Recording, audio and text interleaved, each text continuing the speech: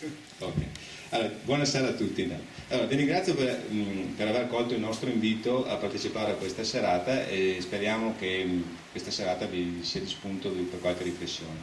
Allora, perché abbiamo organizzato questo incontro?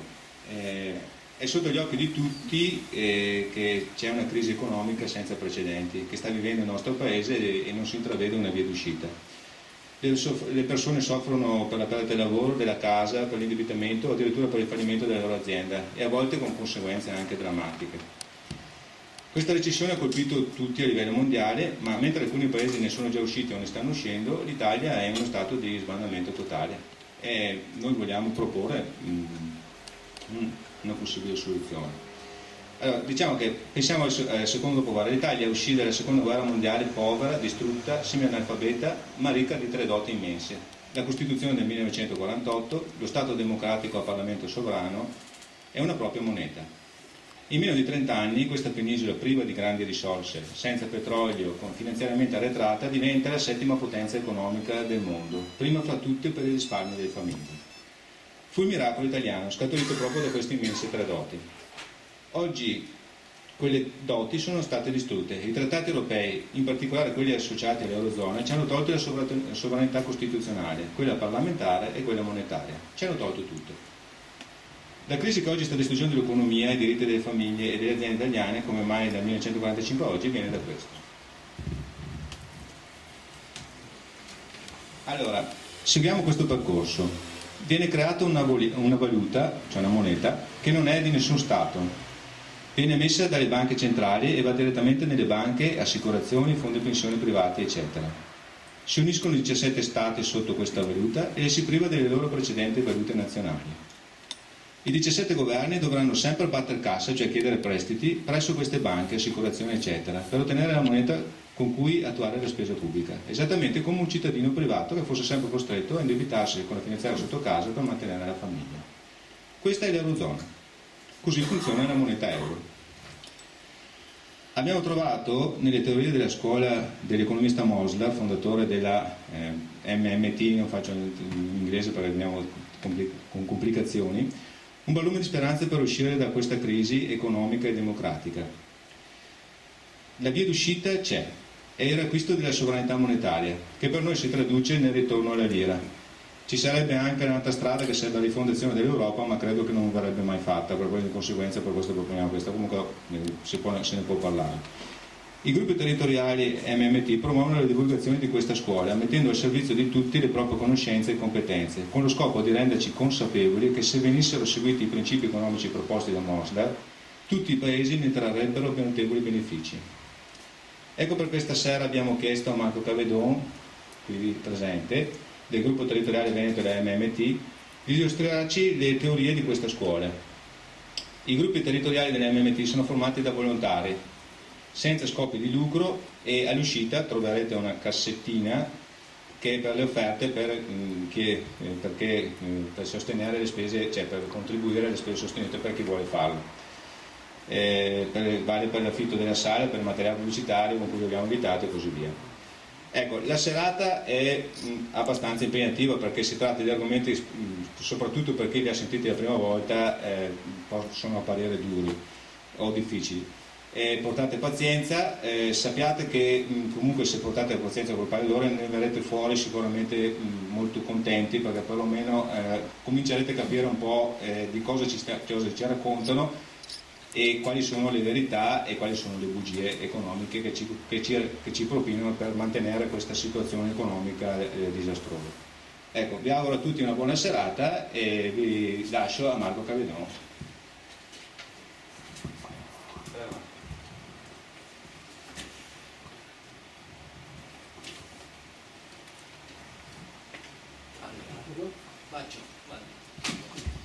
Allora, buonasera a tutti, sono Marco Cavedoni, coordinatore della Regione Veneto del movimento MMT. Cosa significa MMT?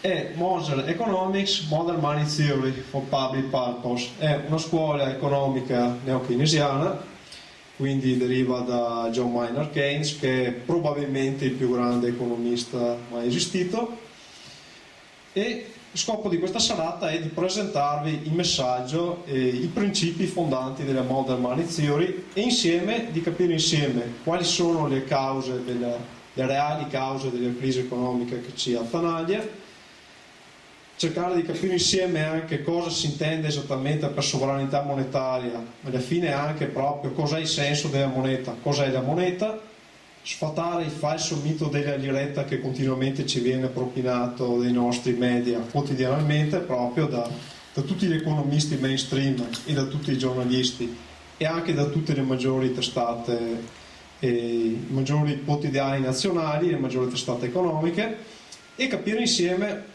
cosa si nasconde veramente dietro il processo dell'Unione Europea, cosa si nasconde veramente dietro la perdita di sovranità, la perdita di diritti e di democrazia dei popoli. Ok, allora, Modern Money Theory è stata fondata dall'economista Warren Moser, che è in assoluto uno dei maggiori esperti al mondo di sistemi monetari e finanziari, anzi probabilmente il più grande esperto al mondo di sistemi monetari. Ha fatto il consulente, una carriera di vari decenni addirittura in questo settore, ha fatto consulente per banche centrali e ministeri del tesoro di tutto il mondo e nel 1991 ha fatto il consulente anche in Italia al ministro Luigi Spaventa. Cosa è successo nel 1991? L'Italia aveva un alto debito pubblico, intorno al 110% del PIL, vari economisti, tutti gli economisti mainstream continuavano a dire che l'Italia sta fallendo, che non poteva andare avanti. Warren Moser incontra il ministro Spaventa e gli fa capire come i titoli di Stato, in uno Stato a moneta sovrana, di fatto non servono a finanziare la spesa pubblica, hanno completamente un altro scopo che poi potremo approfondire anche insieme. Spaventa, che comunque ne capiva molto di sistemi monetari, capì il messaggio di Moser e una settimana dopo l'Italia pagò tutti i debiti che si era lei stessa autoimposta di pagare, perché i titoli di uno Stato a moneta sovrana non hanno lo scopo di finanziare le spese dello Stato, ma comunque l'Italia, il messaggio fondamentale che vuole farvi arrivare è che l'Italia non fallì, pagò tutti i suoi impegni e non ci fu alcun problema. E altri economisti importanti della Modern Money Theory sono Matthew Foster, che insieme a Warren Moser ha partecipato ad un convegno della MMT che si è tenuto nel mese di ottobre dell'anno scorso, organizzato dal giornalista Paolo Barnard, in cui si è stilato il programma di salvezza economica nazionale dell'Italia, che comunque può essere assunto a modello, ad esempio, diciamo, per tutti gli stati europei del mondo, per tutti i nostri stati, tutti i nostri vicini fratelli europei, ma comunque però in stato del mondo che alla fine comunque sia dotato di sovranità monetaria. E molte delle cose contenute in questo programma, alcune di queste cose vi sono state illustrate precedentemente dalla persona che mi ha preceduto, Luciano Beggio. Ok, adesso vediamo un po' una rapida carrellata degli altri economisti MMT. Stephanie Kettle, Randall Wright, molti di questi economisti che vi farò vedere hanno partecipato a un altro meeting che si è tenuto a febbraio dell'anno scorso, sempre sulle MMT, questa volta era un meeting con una finalità diversa perché aveva lo scopo di illustrare i fondamenti delle MMT, quindi era un meeting dedicato esclusivamente alla Modern Money Theory. Ok, questi sono altri economisti. William Kurt Black è molto importante in quanto ha una carriera, una forte esperienza nel settore della regolamentazione bancaria, delle lotte ai crimini della finanza. Michael Hudson. James Kenneth Galbraith è molto importante, il figlio di John Kenneth Galbraith, che è in assoluto uno dei più importanti economisti vissuti nel secolo scorso. Michael Norman poi vedremo, anzi fra un poco vedremo un suo video in cui praticamente descrive il grande inganno di due economisti della corrente neoliberista che hanno fatto un lavoro, una ricerca in cui praticamente affermavano che tutti i paesi con un alto debito pubblico avevano una crescita e avevano una bassa crescita. Fatto sta che è stato scoperto da alcuni ricercatori dell'Università del Massachusetts che Questa ricerca in verità conteneva dati fasulli, falsati, e l'unica conclusione possibile era che questi economisti neoliberisti avessero volontariamente manipolato i dati per lanciare il messaggio che comunque lo Stato doveva bilanciare le sue spese, non avere grossi deficit, e fra un po' capiremo perché tutte queste sono delle assurdità, delle fandonie, e anzi sono le reali cause che ci hanno portato alle crisi. Ok, vediamo insieme il video di Mike Norman, adesso ve lo carico. So now the truth is out.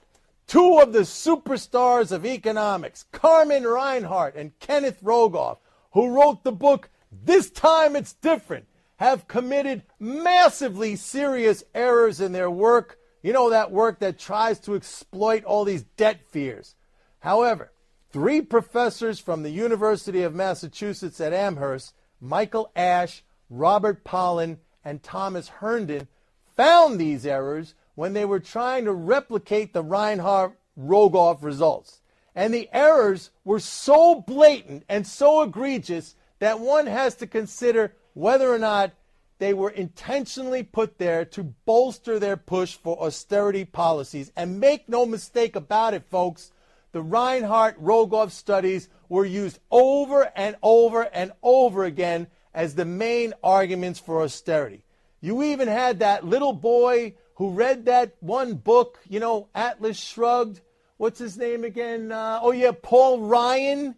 Well, he used it to defend his safety net gutting plan.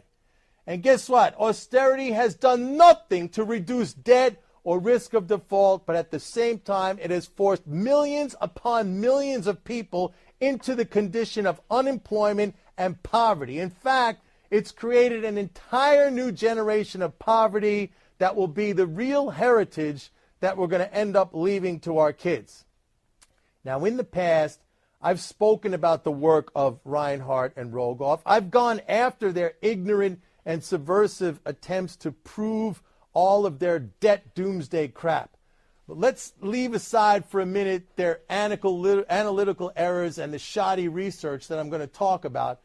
Their real error was not understanding sovereign debt in the first place. From the very beginning, these two couldn't see the distinction between currency issuing nations and nations that don't issue their own currency. That's why in their book, which supposedly examines 800 years of history, there is not one single example of a country in there that had a free-floating, non-convertible currency that experienced a debt crisis or a default. Not one. From the very start, these two were clueless as to that difference. They simply didn't know what they were talking about. But now, they've been caught red-handed in a blatant attempt at manipulation, because in doing their research, we see things like they left out countries whose performance would have completely altered the outcome to a positive result rather than a negative one. And furthermore, they left out years that would have done the same thing, or they selectively included certain years so as to produce that damning debt perspective that they were after. And in an almost laughably amateurish example of how careless and shoddy their research was, they made coding errors in an Excel spreadsheet, in effect, not copying formulas to a range of cells, maybe intentionally, who knows? Even though they claim it was an error, these two have doctorates in economics. Come on, for God's sakes. This is something even an undergraduate economics student wouldn't have done. The fact is that the 3 professors who caught these charlatans, and let's call it what they are, they're charlatans. Well, the 3 good guys, they found that the only way to achieve Reinhart and Rogoff's results were by manipulating the data in such a way as to shred any degree of consistency in their analytical technique. It was like, well, we want the study to show this, so how do we manipulate the data to make that happen? We'll just use these numbers. We'll just use these countries. But when the 3 professors did it the right way, that is, when they took Reinhart and Rogoff's data and they analyzed it straight, right through without manipulation and without leaving things out and with proper weightings and using all the countries and all the years, etc., they found the exact opposite result occurred. That the countries with high debt didn't show any tendency towards slower growth. In fact, overall, in the entire sample and over the entire period, growth was positive compared to Reinhardt and Rogoff's fake, conjured up, manipulated result. But here's the worst part of it. This subversive, fake, lying piece of garbage has been responsible for millions and millions and millions of people being unemployed. And when they were caught red-handed, with the hand in the cookie jar, what did they say? Nothing. They just basically blew it off and said that the Herndon, Ash, and Pollen work was pretty much the same thing as what they were saying, which is pure bullshit. As for the Excel error, Reinhardt and Rogoff said, hey guys, thanks for picking that up. We'll be more careful next time. What? Are you kidding me? These arrogant scum. Folks, if you haven't understood something by now, this should make it as clear as day.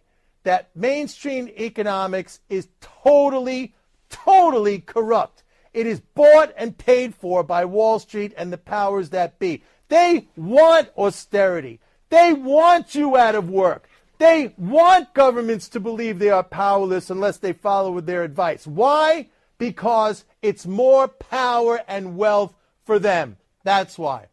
You, me, our kids, we don't stand a chance. They're coming to take it all, and they'll use every form of lie, manipulation, deceit, blackmail, distortion, or even force, yes, force, to get it. These guys are nothing more than the lowest form of thieves, pirates, and criminals, and they are after everything that you have. And don't think Obama or Romney or anyone else in mainstream of politics or academics is going to save you. It's time, people. Time to break out. The first place we can fight back on this is to stop letting them control our minds. We still have control over what we think and what we believe. And only if we start from there do we have a chance. Anyway, that's it for today. This is Mike Norman saying see you next time. Bye-bye. Ok, quindi avete sentito tutti quello che ha detto Mike Norman. Lui praticamente ha affermato che uno Stato a moneta sovrana può, anzi deve spendere a deficit, che sembra una bestemmia. Tutte le volte che sentiamo qualsiasi telegiornale, leggiamo qualsiasi giornale, sentiamo che il debito pubblico è la disgrazia, la peggiore disgrazia esistente, il debito che graverà sulle spalle dei nostri figli per generazioni e generazioni a venire. Invece adesso capiremo come questo non è assolutamente vero in un caso di Stato a moneta sovrana, anzi il debito pubblico, il deficit pubblico è la ricchezza di coloro che lo detengono, cioè il settore non governativo, che siamo tutti noi cittadini ed aziende. Allora, adesso parlerò anche di un altro importante economista che è Alain Pargues, che non è propriamente un economista MMT, è un economista della corrente del circuitismo, che è praticamente una corrente di pensiero economica sempre keynesiana e analoga sotto molti punti di vista all'MMT, che però si distanzia per alcune cose. Molto importante è Alain Pargues perché lui ci fornisce la dimensione storica di tutto quello che è successo dalle fondamenta dell'Unione Europea in poi, e in particolare con l'introduzione dei trattati dell'Eurozona. Lui ci darà proprio la visione di chi furono le menti, del perché di tutto questo piano, del perché delle perdite di sovranità degli stati, di diritti e di democrazia. Paolo Barnard è il giornalista e saggista che ha di fatto portato e diffuso maggiormente la Modern Money Theory qui in Italia e ha organizzato anche i due più grandi convegni, probabilmente diciamolo anche i due più grandi convegni di economia della storia, perché hanno partecipato sopra 1000 persone, sopra 2000 anche a febbraio. e ha diffuso tutto questo pensiero, tutte queste conoscenze, tutte queste verità che questa sera vedremo insieme. Innanzitutto introduciamo un po' e vediamo un po' di spiegare cosa significa veramente questa misteriosa scritta MMT. MMT è Modern Money Theory, in italiano teoria della moneta moderna. Ecco, teoria l'ho volutamente inserito tra virgolette, perché questa è una teoria nello stesso modo in cui è una teoria che il vostro cuore batta questa sera mentre siete qui che mi ascoltate. Non è una teoria, è un termine infelice, diciamo, perché non fa altro che partire dal presupposto di come funzionano veramente i sistemi monetari in uno Stato moneta sovrana, che è una cosa che nessuna altra economia, nessuna altra scuola di pensiero economico vi dirà mai, proprio perché non c'è nemmeno l'interesse di farlo, perché le persone devono restare ignoranti, non devono capire i meccanismi, non devono capire cosa veramente uno Stato democratico eletto con le sue monete può fare a servizio della popolazione e dell'economia reale. E adesso approfondiremo bene questi discorsi. Chiaramente la Modern Money Theory non nasce da Warren Mosler, che comunque è il fondatore, ma nasce da tutto un retroterra culturale che risale a oltre 100 anni. Il primo economista in qualche modo può essere ricondotto alla Modern Money Theory è George Friedrich Knapp, tedesco, il padre del cartellismo. E cosa significa il cartellismo? Significa che lo Stato monopolista della valuta, della sua moneta, può emetterla, può decidere di emetterla e tassare in quella valuta, dando così valore alla valuta, e per lo Stato che emette questa valuta, che può emetterla infinitamente, praticamente, la valuta per questo Stato che la può emettere in continuazione non ha di fatto alcun valore. John Maynard Keynes è il fondatore di tutto il filone delle scuole di pensiero economico keynesiano, tra cui la Modern Money Theory, e lui dice che lui sottolinea proprio l'importanza, diciamo, della spesa dello Stato, perché quando l'economia va male, quando c'è una crisi, a questo punto c'è solo lo Stato con la sua spesa, con la sua creazione di denaro che può intervenire, spendendolo a deficit, arricchendo il settore non governativo, cioè noi. E adesso vedremo un po' anche cosa si intende esattamente per settore governativo e non governativo. Ivan Minsky è importantissimo perché lui ci fa capire come veramente si comportano le banche a seconda dei cicli economici.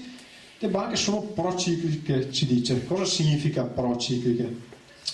Significa che in momenti di espansione economica, quando le cose vanno bene, le banche erogano prestiti, ne erogano molti, anche troppi, quindi possono scoppiare le bolle finanziarie come è successo in America con le crisi del 2007, mentre in momenti di crisi c'è il cosiddetto credit crunch, ossia le banche non erogano più contributi all'economia reale e questo di fatto fa fallire tutto il sistema.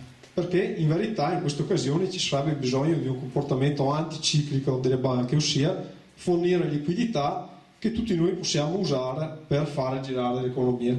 Ma questo le banche non lo possono fare per un semplice motivo che fra un po' vedremo.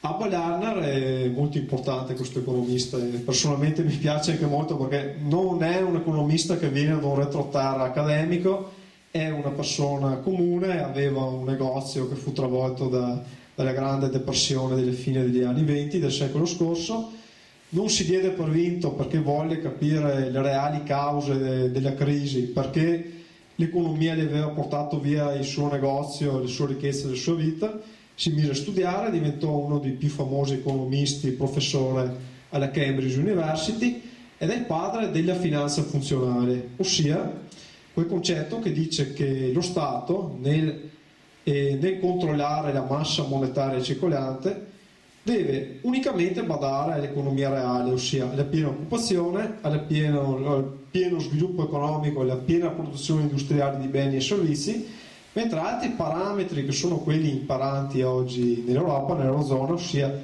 il controllo della cosiddetta qualità della spesa, quindi il controllo del deficit e del debito pubblico, sono concetti che sono astratti e che possono essere mandati a diavolo quando si scontrano con l'economia reale, con concetti molto più importanti quali appunto la piena occupazione e la piena produzione industriale.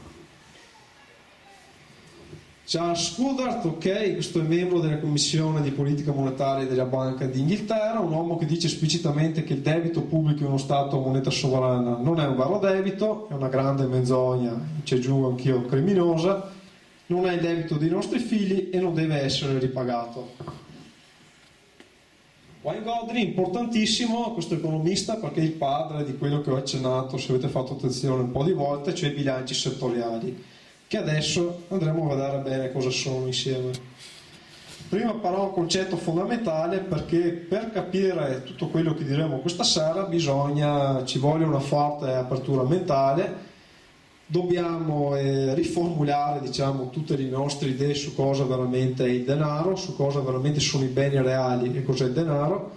I beni reali sono tutto ciò di cui effettivamente noi abbiamo bisogno per vivere, quindi l'acqua, il cibo, la casa, il riscaldamento, l'auto.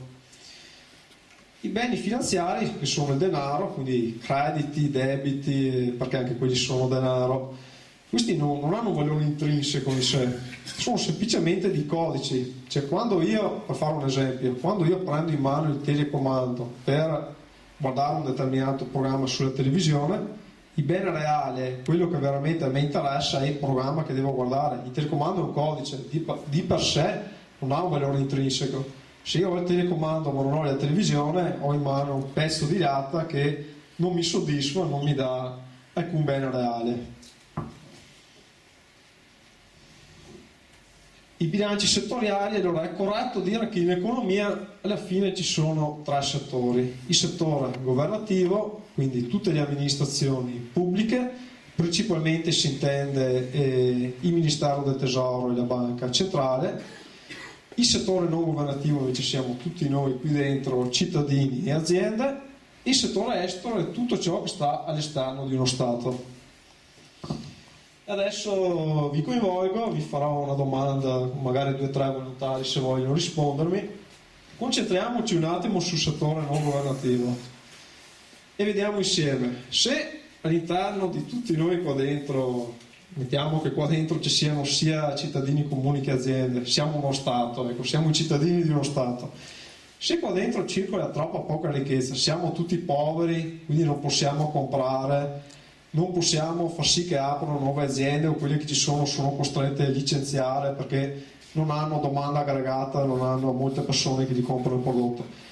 Se qua dentro devo fare circolare più denaro, chi è che di noi può materialmente creare questo denaro? Chi è fra di noi che può aumentare la nostra ricchezza al netto, senza che nessuno si impoverisca? Qualcuno me lo sa dire?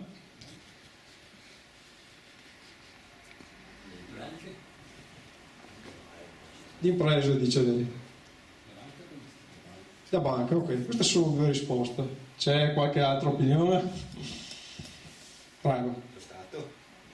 No, concentriamoci all'interno però, all'interno di questo settore qui. Ok, la prima risposta era l'impresa. Ok, allora se io apro un'impresa, questa impresa qua va bene, fa un mucchio di soldi, quindi io ho un forte utile, do lavoro, pago stipendi, arricchisco i miei lavoratori. Ma da dove vengono questo denaro qua? Da dove viene questa moneta, questa ricchezza che io ho? Dalle banche, dice lei.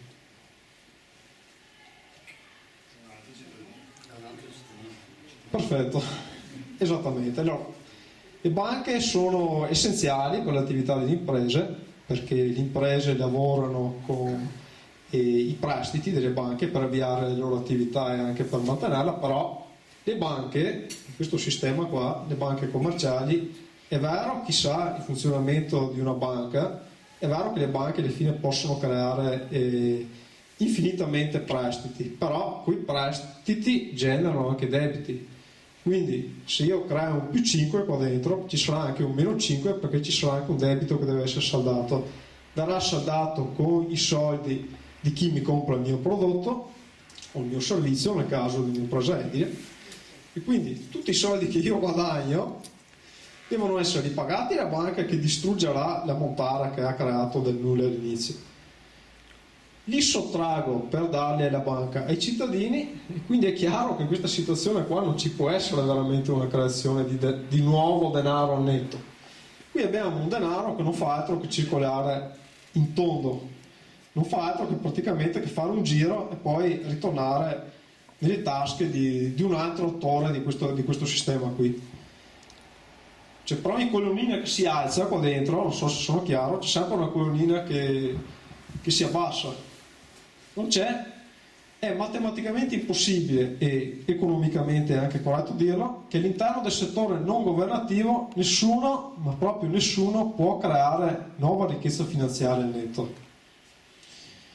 Deve necessariamente esserci un ente esterno non governo, tutti noi qua dentro, che è lo Stato, il governo, che materialmente può creare ricchezza per noi, spenderla, immettendola nel nostro settore, quel cerchio lì che vedete in basso, non governo, e così questa è tutta ricchezza nuova che entra senza che nessuno di noi se ne sia privato. Non so se sono stato chiaro. Potresti fare un esempio pratico, Marco? Certamente, lo Stato paga e fa un appalto per costruire un'autostrada, per costruire una ferrovia, paga l'azienda che fa gli lavori, l'azienda edile, la quale a sua volta paga con la spesa dello Stato i subappaltatori, e così praticamente viene immesso dall'esterno, cioè dal governo, nuovo denaro che circola qua dentro, che in questo caso è 100. Sfortunatamente, tra virgolette, ci aggiungo io, lo Stato fa poi governo, cioè lo Stato. Una distinzione fondamentale da fare è che lo Stato, in questo caso noi intendiamo il governo, quindi Ministero del Tesoro e Banca Centrale. Lo Stato fa un'altra cosa meno simpatica, che è drenare denaro da qui dentro con le tasse. In questo caso qui cosa fa? Spende 100, drena 80 e va bene, perché qua dentro rimane comunque un più 20, più ricchezza che è nelle nostre tasche, con le quali noi abbiamo più domanda aggregata, cioè più potere di spesa, con le quali possiamo comprare di più, far aprire più aziende, far sì che le aziende assumano di più. E cosa succede all'interno dei bilanci dello Stato? Stato moneta sovrana. Si crea un cosiddetto debito, che è un debito del tutto fittizio, perché non è altro che un numero che sta all'interno del computer del Ministero del Tesoro presso la Banca Centrale, che continua a accumularsi di anno dopo anno, e questo è il cosiddetto debito pubblico. Il deficit pubblico è la differenza tra spesa del governo e tasse nell'arco di un anno. Tutti i deficit da quando lo Stato praticamente è sorto fino a questo momento, sommati insieme, costituiscono il cosiddetto debito pubblico, che in verità è una grande menzogna, perché uno Stato a moneta sovrana non è altro che un'abitudine contabile, nel momento in cui è lo Stato che genera il denaro che poi spende e può discrezionalmente decidere di ritirarne meno di quello che spende, e deve farlo, perché se non lo fa mai, qua dentro ci sarà sempre a zero. Capite la realtà, il bilancio, un bilancio di massa praticamente, come un canale d'acqua per riempire una vasca. Sfortunatamente il governo, mai consigliato, può fare una cosa diversa da quella da prima, ossia decidere di drenare dal settore non governativo la stessa quantità di denaro che immette. E questo cosa comporta? Che qui dentro lo Stato sistemerà i suoi conti, perché non avrà di meno, avranno zero, però ragazzi, avremo zero anche qua dentro.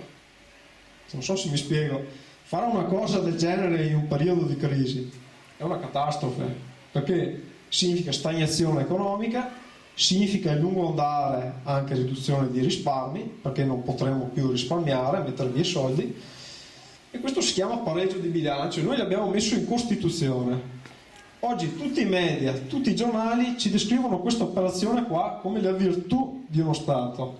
E proviamo a pensare un attimo, quale idiozia veramente? Quale idiozia sia da affermare che questa cosa qua possa fare il bene di un paese? E questa cosa qua noi l'abbiamo messa in Costituzione, e sottoscrivendo tra l'altro un trattato che è il Fiscal Compact, che comporta cose addirittura peggiori di questa qui, e cioè il surplus di bilancio, quando lo Stato sciaguratamente e anche criminosamente dal mio punto di vista decide di drenare dal settore non governativo di più di quello che spende, significa che ogni anno qui dentro ci saranno di meno che continueranno a sommarsi, quindi noi diventeremo tutti più poveri, il meno 20 un anno, il meno 20 l'anno dopo, meno 20 via così per 8 anni. Cosa succede nella nostra Italia? Succede che finiamo nello Zimbabwe, letteralmente nello Zimbabwe. E questo è quello che noi della MMT e Paolo Bana chiamiamo un vero crimine contro l'umanità perpetrato dalle logiche neoliberiste europee, e c'è un motivo per cui fanno questo, che non lo fanno a caso, che vogliono riprendersi la ricchezza, perché quando noi uscimmo dalla seconda guerra mondiale eravamo in un momento di forte espansione di concetti quali i diritti e la democrazia, e veramente quando a un certo punto arrivavamo ad avere uno Stato che poteva spendere indefinitamente il suo denaro per il nostro settore, quindi garantire piena occupazione, piena produzione industriale di beni e servizi, pieno Stato sociale. E cosa pensavano le grandi elite che fino alla seconda guerra mondiale o poco prima di fatto detenevano in pochi il destino di milioni e miliardi di persone? Pensate che gli sia andato bene di perdere il potere nel giro di pochi anni? Assolutamente no, ed è questo il loro scopo, riprendersi la ricchezza. Le grandi elite finanziarie, le grandi industrie neomercantili, nel nostro caso dell'Unione Europea, soprattutto franco-tedesche, giocano proprio su questo fattore, ossia, poi lo vedremo meglio, impoverire i cittadini, creare un'enorme massa di riserva di disoccupati da poter sfruttare a basso costo per esportare nei mercati nascenti, per quindi ottenere immense ricchezze che non verranno ridistribuite tra la popolazione, perché le condizioni di lavoratori per esportare devono essere deflazionate, devono essere tenuti bassi i salari. Ma questo comunque lo approfondiremo dopo. È corretto affermare che effettivamente ci sarebbe, l'ho già accennato 2 secondi fa, un altro settore che può arricchirci al netto, che praticamente sono tutti gli stati esteri, tutti gli stati che stanno all'esterno dell'Italia, come ad esempio la Germania. Non è un esempio a caso. Ok, allora, se noi riusciamo ad esportare alla Germania di più di quello che importiamo da lei, va bene, perché riusciamo ad avere i più 20. Però attenzione, perché il settore estero per definizione è inaffidabile. Se la Germania un bel giorno decide, guarda cara Italia, io da te non compro più questo prodotto, preferisco prenderlo dalla Spagna o dalla Cina o dal Vietnam adesso, perché anche la Cina è fuori moda, perché mi costa molto meno. E quindi è umanamente corretto che noi facciamo dipendere tutta la nostra vita, compresi i servizi essenziali, la sanità, le cure per gli anziani, per i bambini, le scuole, unicamente da una lotta, una guerra all'export? Mi sembra un'assurdità. E questo in più comporta anche una cosa molto grave, perché per riuscire ad esportare, come ho già detto prima, dobbiamo tenere i salari bassi, dobbiamo mantenere una bassa domanda interna, perché dobbiamo produrre molti beni da poter esportare, ed è così che la Germania ha vinto le lotte con tutti gli altri stati europei dopo l'ingresso nell'euro, dopo lo vedremo. Dobbiamo fare questo, dobbiamo impoverire la nostra popolazione, far sì che vengano esportati beni reali di cui noi non godranno le persone che stanno fuori del nostro paese, e le ricchezze che entreranno nel basket delle grandi aziende neomercantili neoliberiste e non verranno equamente distribuite tra la popolazione. La riforma ARZ del lavoro all'inizio degli anni 2000 della Germania adotta proprio questa logica, infatti c'è stato un forte contenimento di salari nella Germania che ha fatto sì che lei primeggiasse nell'export e drenasse il denaro da tutti i paesi PIGS, cosiddetti PIGS, cioè i paesi del sud Europa, tra cui c'è anche l'Italia. Ok, adesso vediamo un po' quello che vi ho fatto vedere con una struttura piramidale. Allora, questa è una piramide, in cima alla piramide non c'è più lo Stato, c'è la BCE, c'è una banca centrale europea che è composta dalle 17 banche centrali dei paesi dell'Eurozona, la quale immette liquidità con un meccanismo complesso all'interno del settore degli investitori, quindi le banche, di banche nazionali, internazionali, fondi di investimento, fondi pensionistici, fondi di investimento sia formali che informali, quindi la maggior parte anche speculatori, hedge funds, addirittura anche fondi sovrani arabi, libici, come tra l'altro ribadito al giornalista Paolo Barnard da Stefano Nardelli, che è uno dei maggiori funzionari italiani che lavora all'interno delle BCE. Lui queste cose le ha confermate, quindi anche fondi sovrani. A questo punto il governo cosa dovrà fare per spendere per noi, per la popolazione, per rimettere nuova ricchezza al netto all'interno del nostro settore? Dovrà andare a bussare alle porte di questi signori qua, cioè gli investitori che presteranno il denaro al governo decidendo loro il tasso di interesse. Dopodiché il governo potrà spendere, ma attenzione, perché il denaro che il governo adesso spende, adesso è veramente un debito, avete capito? Il debito prima era un numero contabile, cioè un esercizio contabile tra quello che il governo genera, spende, e quello che distrugge con le tasse. Adesso invece il denaro delle tasse non viene più distrutto, viene raccolto dal governo perché deve essere ridato a questi signori qua con tanto di interesse. Quindi noi, entrando nell'euro, abbiamo praticamente adottato un sistema che non farà altro che impoverirci matematicamente. E questo è quello che è successo. Infatti le cose sono iniziate ad andare molto peggio proprio dall'ingresso nell'euro. Già all'inizio degli anni 2000 il PIL un po' cresceva, prima della grande depressione, però pensate che siamo arrivati una sola volta a crescere più del 2%, quando negli anni 90 ad esempio il 2% era grosso modo le medie. Non parliamo poi degli anni 80 che là eravamo anche al 3-4%, lo vedremo dopo. Comunque è una cosa lampante proprio, un'altra piccola osservazione è vedere cosa notate voi di strano all'interno di questa piramide. Vedete dov'è il governo? Proviamo a chiederci cosa ci fa il governo qua in fondo, cioè il governo democraticamente eletto dovrebbe essere il padrone assoluto, dovrebbe essere lui che gestisce l'economia, che gestisce quanto denaro dobbiamo avere noi per poter consumare, produrre tutto quello di cui abbiamo bisogno. E questa è la fine che hanno fatto tutti gli stati dell'Eurozona, gestiti da un sistema completamente ademocratico, non controllato da nessuno Stato, completamente al di fuori di qualsiasi controllo democratico. E questa è stata una cosa voluta già negli atti fondanti dell'Unione Europea, e la approfondiremo nella parte finale in cui vedremo un po' i fondamenti teorici e filosofici attraverso i quali è nata l'Unione Europea.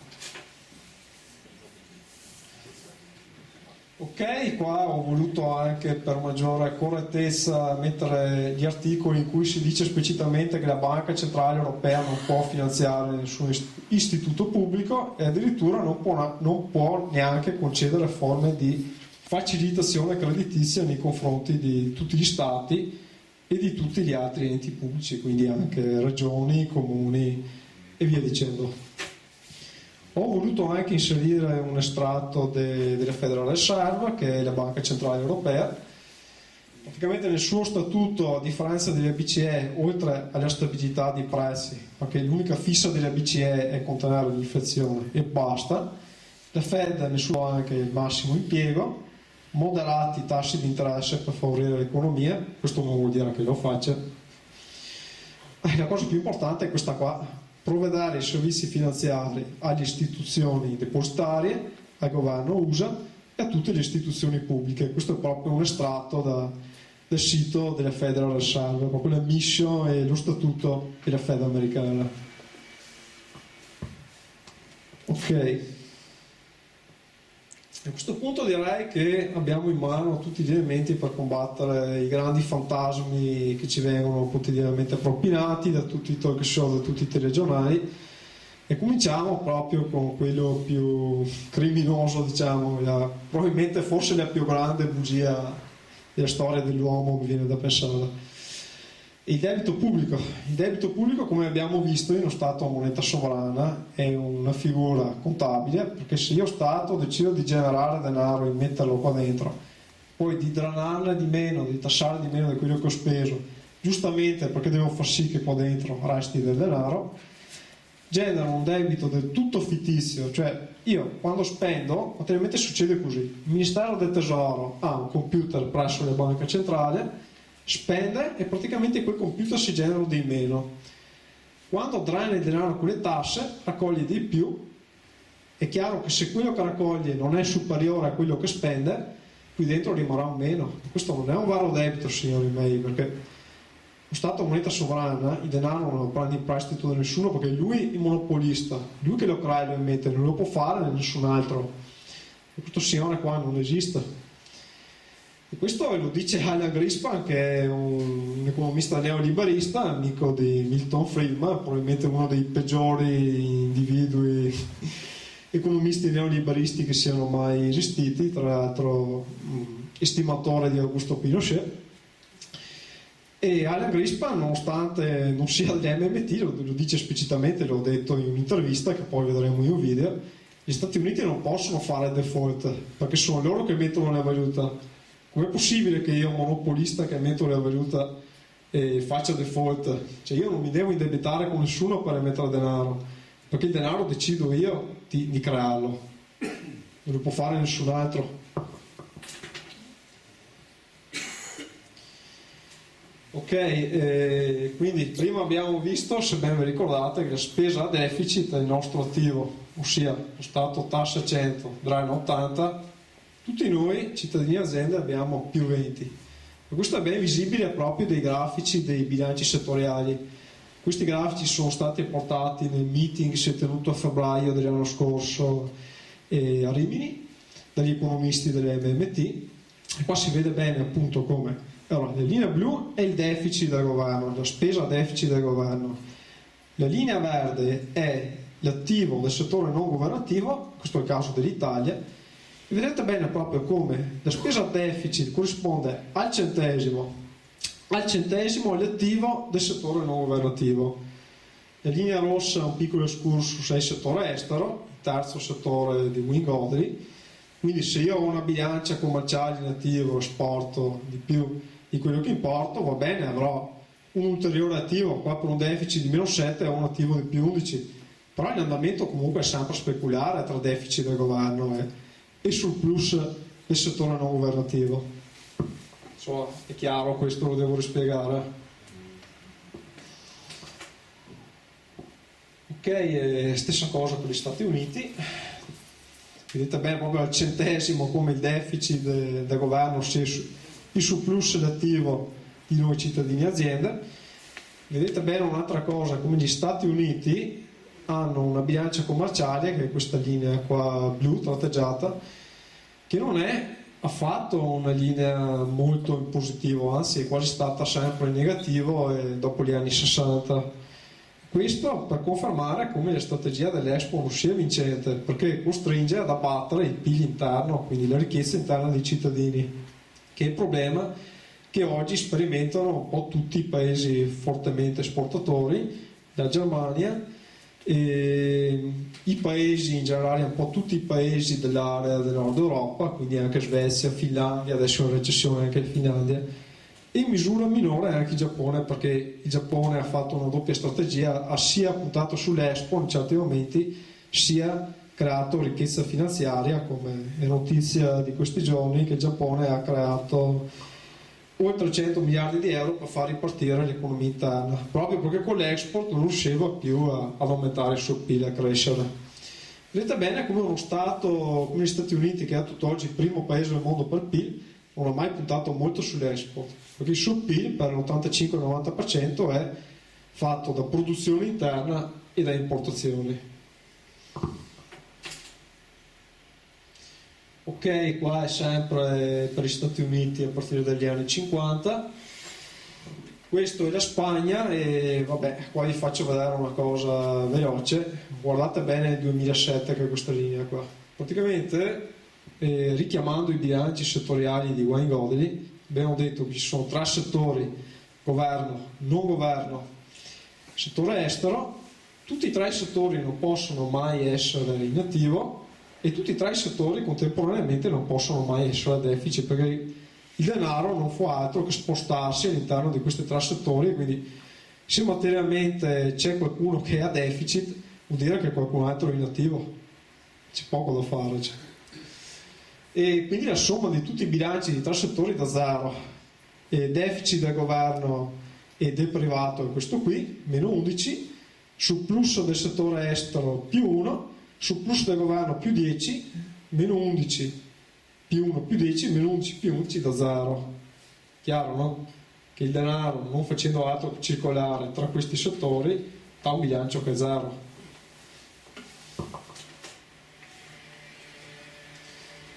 Ok, il secondo fantasma è quello delle tasse, questo è un po' incredibile, ho fatto un po' fatica ad accettarlo anch'io, però alla fine è un concetto anche molto positivo.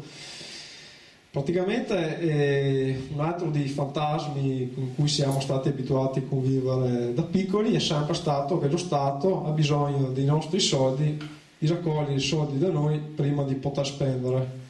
E questo è falso nello Stato a moneta sovrana, perché abbiamo già visto come sono io Stato che creo la valuta, quindi se io Stato non creo la valuta e non metto nulla qua dentro ci sarà zero, come faccio io a venire da te a chiederti i soldi se io monopolista per primo non te li ho dati? È matematicamente impossibile, non si può fare. Ok, quindi il fatto stesso che questo è confermato tra l'altro dall'attuale presidente, prima abbiamo visto Greenspan, adesso questo è Ben Bernanke, l'attuale presidente della Fed americana, quale in un'intervista al CBS ha affermato che noi della Fed, per salvare le banche dalle catastrofe, non abbiamo utilizzato soldi delle tasse, abbiamo semplicemente accreditato i conti correnti delle banche e le riserve pigiando tasti verso la banca centrale, quindi che è una cosa molto più simile, come vi ho detto, a stampare moneta.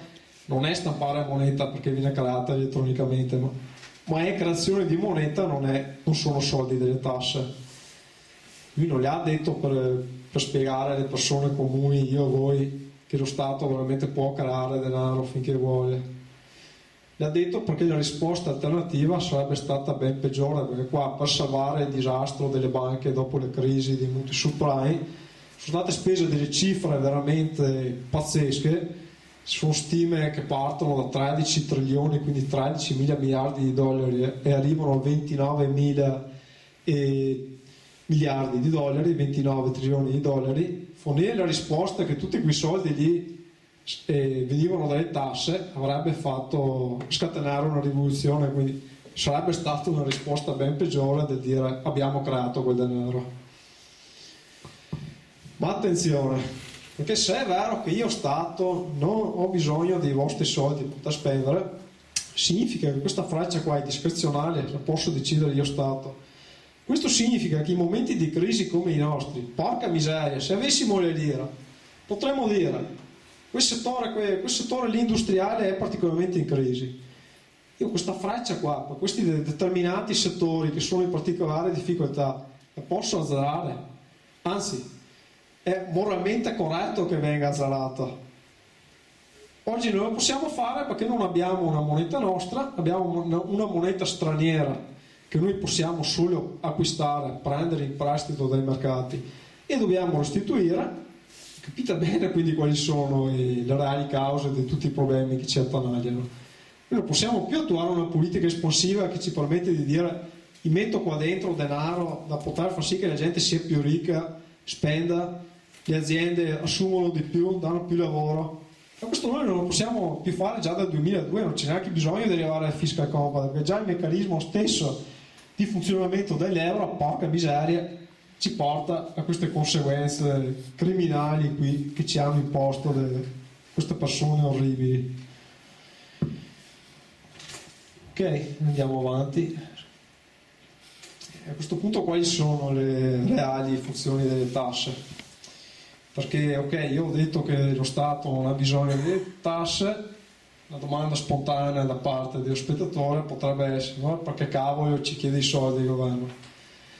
Il fatto è che i soldi che il governo prende non vengono usati, vengono letteralmente bruciati, distrutti, come conferma tra l'altro Warren Morrison nel suo libro le 10 grandi truffe della politica economica, 10 truffe capitali della politica economica. Il governo emette la valuta, poi tassa per un semplice motivo, per far sì che noi utilizziamo quella valuta, praticamente quella valuta nel momento stesso in cui mi trovo in uno Stato che li impone come tassa, fa sì che io quella valuta devo procurarmela vendendo il mio lavoro e i miei servizi per poter pagare le tasse, perché se non pago le tasse io non vivo in questo paese, io non posso avere una casa, non posso avere servizi, cure, non posso avere nulla, quindi io devo lavorare per procurarmi quella valuta che poi devo ripagare lo Stato sempre in continuazione, che però me la deve dare. Capite bene? Quindi il dovere dello Stato a questo punto è fornire denaro a noi, perché possiamo sia pagare le tasse, ma ne possiamo anche risparmiare per avere una vita dignitosa, per comprare, per far sì che le aziende prosperino. Ma se lo Stato si rifiuta di fare questa cosa qua col pareggio di bilancio, cioè dando a me soldi, portandomi via tutti, sottraendomeli a tutti, o addirittura distruggendone di più di quello che spende, ma questo è veramente un crimine contro l'umanità. Cioè, veramente un crimine aver accettato questo sistema dell'euro che ci impedisce di accumulare denaro alla fine, perché tutto il nuovo denaro che entra nel nostro settore lo dobbiamo restituire ai mercati di capitali maggiorato degli interessi. Ci sono poi un altro paio di motivi un po' minori ma comunque importanti per cui lo Stato tassa.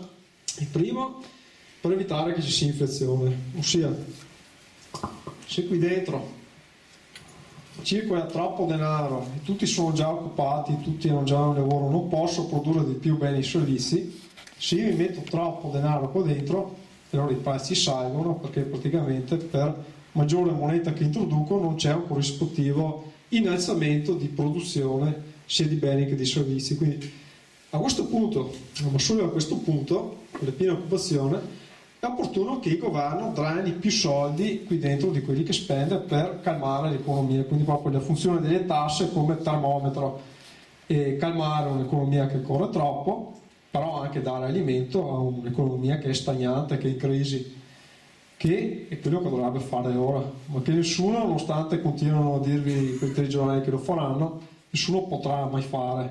È inutile che prendere le balle di questi individui, di questi personaggi blasfemi, diciamoli pure, perché sono veramente questo.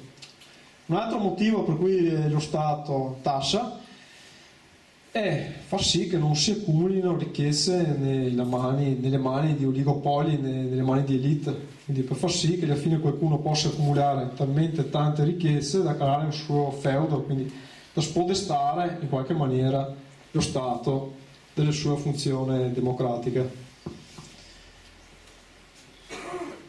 Questa è veramente una cosa odiosa come quella del debito pubblico, almeno è il cosiddetto fantasma dell'inflazione. Ancora più odioso quando io vedo questo mostriciattolo qui. Pensate, questo è un volantino che è stato distribuito dalle BCE alle scuole. E nel sito? Certo, nel sito vedete che se voi andate a questo indirizzo qua, Education, nel sito delle BCE, SB, vedete proprio che ci sono i cartoni animati, dei giochini, in cui praticamente loro insegnano proprio ai bambini che l'inflazione è il male assoluto, che anzi è preferibile inflazione alla fine, che non vuol dire aumento di prezzi in sé, inflazionis vuol dire aumento della moneta.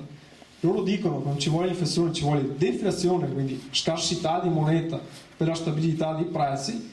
Quindi loro insegnano ai bambini che è giusto impoverire la popolazione, perché deflazione vuol dire abbassare la quantità di denaro. Avete capito? Ok, la formula dell'inflazione è questa qua, diciamo a livelli veramente di nazismo, di dittature oscurantiste. La formula dell'inflazione è questa qui, M per V uguale P per Y, che è una formula universalmente accettata in economia. Allora, M è la moneta che lo Stato crea per noi, quella che immette nel nostro settore. V è la velocità di spesa, ossia quante volte la moneta passa di mano in una determinata unità di tempo. P è il prezzo medio di beni e servizi, Y sono tutti i beni e servizi che circolano dentro il nostro settore. E cosa dicono i neoclassici Milton Friedman, Phillips?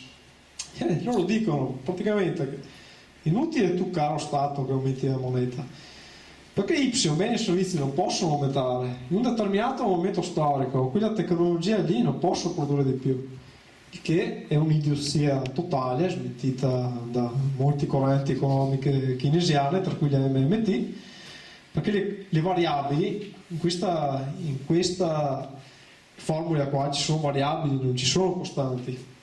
Y beni e servizi potrà essere al massimo solo quando avrò sfruttato tutte le capacità lavorative, avrò la piena occupazione, avrò tutte le persone che vogliono lavorare, che materialmente lo fanno, possono produrre, perché tutti possiamo usare una tecnologia per produrre un determinato bene, o possiamo fornire un servizio per i quali la tecnologia non è neanche richiesta in maniera stretta, perché qua si parla anche di servizi intellettuali, quindi sociale, gli accompagnamenti, i servizi agli asili per i bambini, alle famiglie, all'ambiente, esattamente, che lì tra l'altro c'è anche tutto il discorso della ricerca che da noi è pochissimo finanziata e si potrebbe produrre moltissimo lavoro in quel settore lì, non viene mai fatto, infatti i nostri ricercatori vanno all'estero. Allora, ci viene detto questo, cioè che creare liquidità automaticamente fa sì che il prezzo aumenta perché Y non aumenta e anche V è costante. Questo è quello che ci dicono i neoclassici. Guardiamo un attimo cosa succede in Giappone. Lì abbiamo un debito pubblico sul PIL che sta avvicinando il 2,30-2,40%. E prima abbiamo visto cosa significa questo. Significa che lo Stato sta dando al suo popolo giapponese moltissimi più soldi di quelli che distrugge con le tasse. Infatti questo è il cosiddetto debito, che in Giappone è molto più alto anche rispetto a quello dell'Italia. Questo significa una elevatissima offerta di moneta a fronte di un'inflazione che, pensate, è dell'1%, quindi più bassa di quella che abbiamo noi paesi deflazionati nell'Eurozona, nonostante siamo più poveri, quindi spendendo di meno dovremmo avere i prezzi più bassi. È tutta balle. Il debito pubblico in Italia. Allora, il debito pubblico in Italia negli anni 80 è raddoppiato circa nel giro di poco più di 10 anni, perché nel 91, come ho detto prima, era del 110%. Nonostante ciò, l'inflazione è calata, pensata dal 22 al 6%. E a scala mobile, quindi non crea inflazione, perché non so se voi sapete cos'è la scala mobile, spiego velocemente, era un meccanismo che consentiva di adeguare i salari all'aumento dei prezzi. Fine anni 70, inizio degli anni 80 c'era un'alta inflazione non dovuta alla spesa a deficit dello Stato, ma alle crisi petrolifera, col prezzo del barile che aumentò di percentuali elevatissime, 300-400%, se non addirittura di più. Questo fece sì che con la scala mobile si adeguassero i salari alle inflazioni per mantenere il potere di acquisto. Quindi, cosa ci dicono i neoclassici? Che l'inflazione è il male assoluto, che tutte le misure che devono essere adottate in ambito di politica sia fiscale che monetaria devono essere atte al contenimento dell'inflazione, che è il demonio, è il mostro, il male assoluto.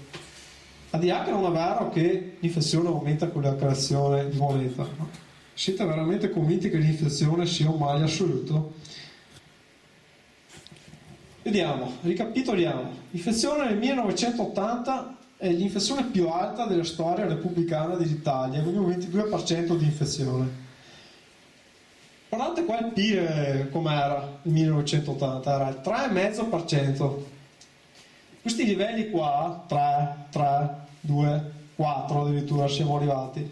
Oggi ce li scordiamo, ragazzi, perché dopo l'introduzione dell'euro siamo arrivati una sola volta a superare il 2%. Ma a fronte di un'inflazione che era del 22%, noi avevamo un risparmio netto sul reddito annuale delle famiglie in media tutte le famiglie italiane riuscivano a risparmiare sul loro reddito annuale un 25%, che era in assoluto il risparmio più alto di tutti gli stati, di tutte le maggiori economie del mondo, più alto addirittura del Giappone. Questo ci fa riflettere che l'inflazione può essere sì un problema, lo è stato in particolare in momenti storici, momenti molto particolari dovuti a guerre civili.